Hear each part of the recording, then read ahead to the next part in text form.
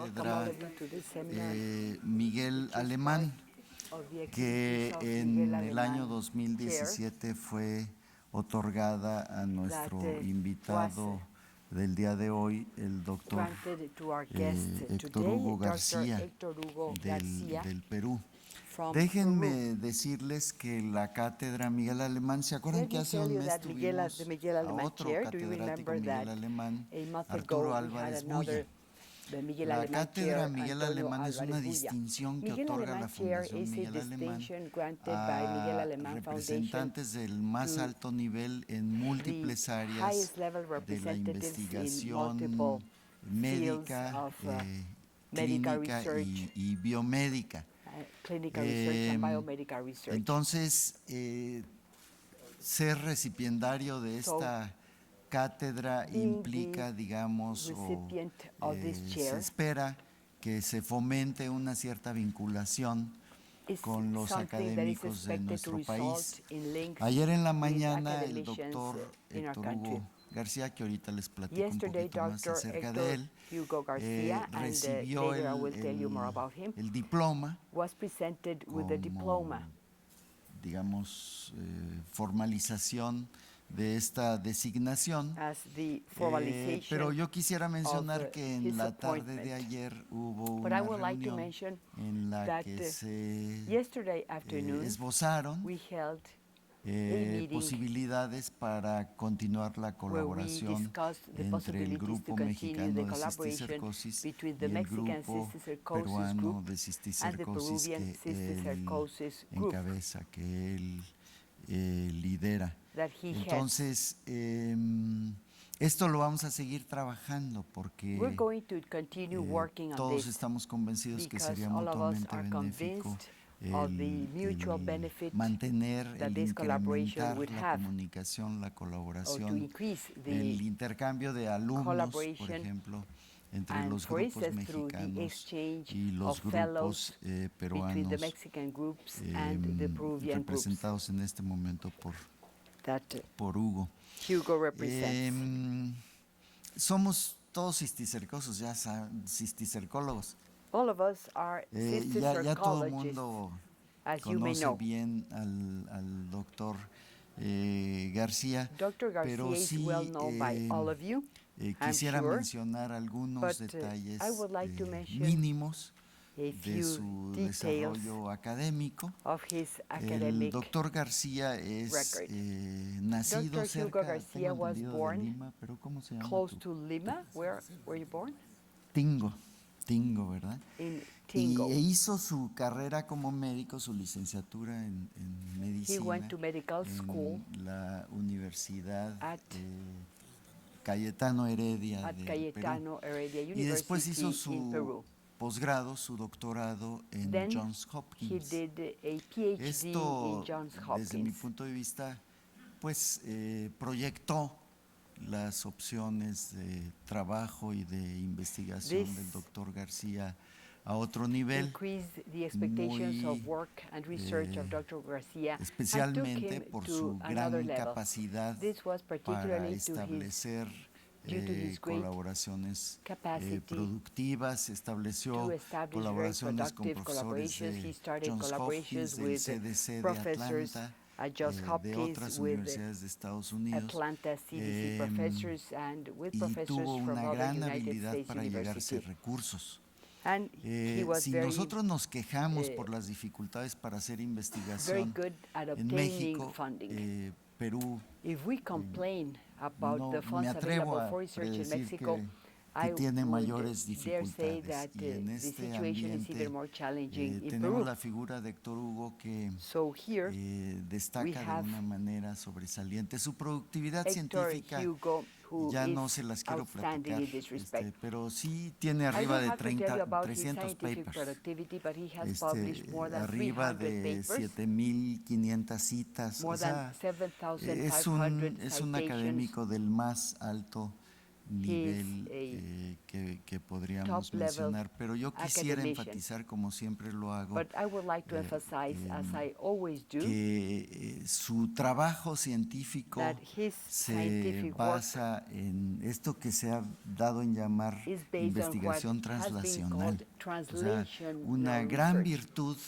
This de is Héctor Hugo, además de esta one of his capacidad de virtues. conseguir He recursos, de esta is- capacidad does de not organizar only have grupos, the de esta skill of capacidad getting funding, de organizing liderar groups. proyectos, He identificar is very preguntas, skilled at identifying es projects esta and habilidad que tiene de ir identifying key desde el questions. hallazgo But básico he has also the skill hasta of la going from aplicación de ese the conocimiento basic para finding all the modificar way la to realidad, the en este caso application la of that realidad knowledge de una to enfermedad modify parasitaria the reality in como this es la case teniasis of a parasitic cisticercosis. disease, Así which que is de Héctor Hugo teniasis podemos and mencionar cysticercosis. cuestiones desde We may say many clasificación things about him. He has neurocisticercosis participated hasta in the acciones de classification campaña of para neurocysticercosis el all the control way to de la cisticercosis en implementing una campaigns provincia that determine the en el actions Perú, for así a campaign como to stop ensayos de cysticercosis vacunación, in Peru, pruebas diagnósticas. Yo ya no quiero tomar vaccination más trials tiempo, and pero me da trials mucho with gusto diagnostic tests. tener I don't want to take en more la time, casa but de, it's muy importantemente, pleasure la casa de la cisticercosis to welcome aquí en Dr. México. Hugo Garcia to the Me da home mucho of gusto cysticercosis in Mexico. tenerte como It's a pleasure invitado. Siéntete to en have casa. you Aquí tienes as un our auditorio guest. que Please feel at entiende home. perfectamente You bien have lo que tú you quieres are platicar. before an audience that perfectly well understands what you are about to say. Buenas tardes. Good afternoon, everyone. Hay dos cosas que quisiera hacer antes que nada. Primero, I would like to agradecer start a la by Fundación, al saying two Consejo, al things. Dr. First of all, I Laclet would like to por thank the este foundation, premio the inmerecido, board, Dr. Laclet, for this que de undeserved todas maneras he recibido distinction con mucho agradecimiento. that I have received with que much prender algo acá. gratitude. ¿Así mejor? Me acerco un poco más. ¿Ahí mejor? Better? Nos olvidamos de uno. Al revés. Lo juntamos. Ahí. Ahí vamos. Ok. Is Entonces, that le okay, daremos the besos a microphone? los micrófonos durante la Ok. charla. Ya, entonces les decía primero agradecer a la Fundación, al Consejo, al doctor Laclet por este honor. I first of all want Y to thank segundo, Dr. Laclet, the foundation, mencionar the que lo board que for sea que this yo les voy a distinction. presentar, I would tenemos like 2 to horas say programadas, that no se we asusten, have vamos a hablar scheduled menos de una 2 hora, hours espero for que my 45 lecture, minutos. but don't Lo que quiera que les be voy a afraid. mostrar I'm no going to es un speak for trabajo less than an propio. hour, for about 45 minutes. Como But I Juan would like Pedro to mencionó, clarify the nosotros fact that what tenemos I'm una about to estructura show muy you is grande de not mucha my own gente que work. se llama el Grupo de As Trabajo de Pedro said, we have Cisticercosis, a large donde yo no structure, which is dirijo, the a lo más cysticercosis en todo work caso group. coordino, hay mucha I don't gente de head it. diferentes At the most, especialidades, I coordinate. hay We have médicos, people hay from many biólogos, hay specialties. We have veterinarios, physicians, hay biologists, gente que es muy veterinary, marciana y está haciendo modelos doctors. matemáticos, There are hay people gente que es working muy on marciana y mathematical está haciendo models, modelos people genómicos, who are hay working gente on que está genomic haciendo models. cultivos in vitro, There are etcétera. people Voy who a are tratar de working darles on un in paseo muy vitro corto cultures. sobre eso, So I would like to pero el take you trabajo es de through a todos short ellos tour realmente. of all of this. The work belongs Nosotros to siempre all of them decimos que in somos un reality. equipo.